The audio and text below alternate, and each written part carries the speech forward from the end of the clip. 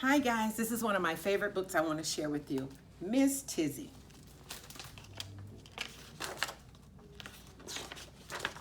Okay, by Libba Moore Gray, illustrated by Jada Rowland. Let's see what these on. Miss Tizzy always wore a purple hat with white flowers in it and high-top green tennis shoes. The neighbors thought her particular, but the children loved her. Miss Tibby's house was pink and sat right there with blossoms of flowers all around. With a white fence and very neat flower garden. Miss Tizzy had no fence at all, but she always had flowers that grew everywhere and spilled over onto the sidewalk. Miss Tizzy let the children pick the flowers. Then she gave them clean jelly bean jars to put them in, and the children loved it.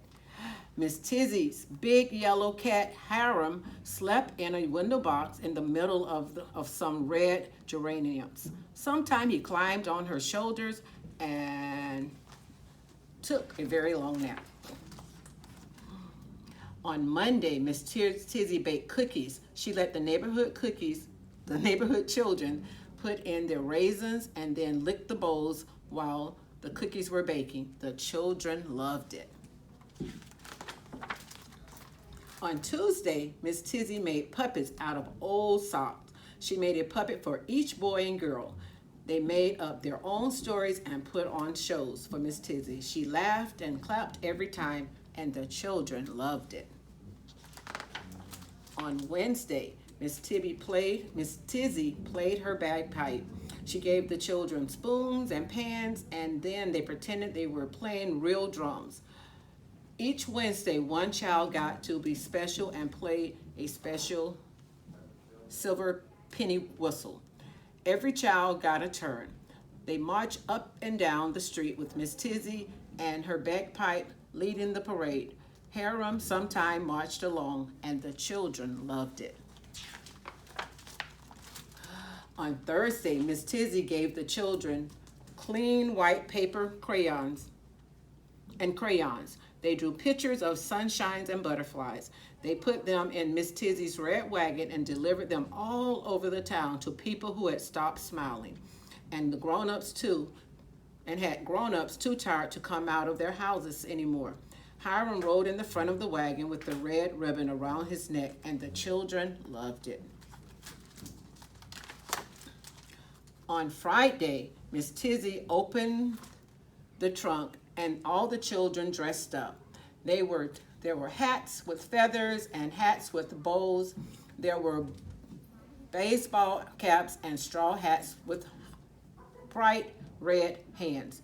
Everyone wore a hat. Miss Tizzy put on a lace shawl and served pink lemonade in her best china. The children loved it. On Saturday, Miss Tizzy put roller skates on with her green tennis shoes and went up and down the sidewalk. The children came out of their white houses and joined her. They made a roller skate train holding onto Miss Tizzy's long skirt. Harum was usually the caboose. The children made train sounds, and Miss Tizzy was the engineer. She never scolded the children for being too loud, and the children loved it. On Sundays, when the day was over, the children stretched out on a bright quilt in Miss Tizzy's backyard and looked up at the stars. The tree frogs croaked their summer sounds as Miss Tizzy sang songs about the moon, slightly off key. The children didn't care. They loved it. One day, Miss Tizzy took off her purple hat with the white flower and laid it on the window seat. Then she took off her high-top green tennis shoes and placed them under the high white bed. Miss Tizzy laid down on her feather mattress. She was very sick. Harum left his window box and curled up at her feet. He did not purr anymore. The doctor came and went. He shook his head and looked very serious. The children were sad. They didn't know what to do. They missed their grown-up friend. Finally, they had an idea. On Monday, they baked cookies with raisins and brought them to the pink house. On Tuesday, they stood in the yard and held up the puppets in the window. They put on a puppet show for Miss Tizzy. On Wednesday, They brought pots and pans and played a soft little drumming sound just outside the door. On Thursday, they drew pictures with orange and red crayons and put them in Miss Tizzy's mailbox. On Friday, they put on funny hats and left a tea tray at the front door. They left Harum a bowl of cold milk.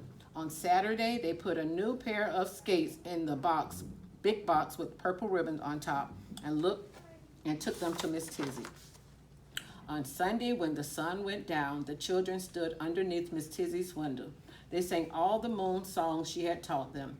Miss Tizzy's hat glowed in the moonlight. She was having a peaceful dream. She heard the children sing, and she loved it. The end. Thank you.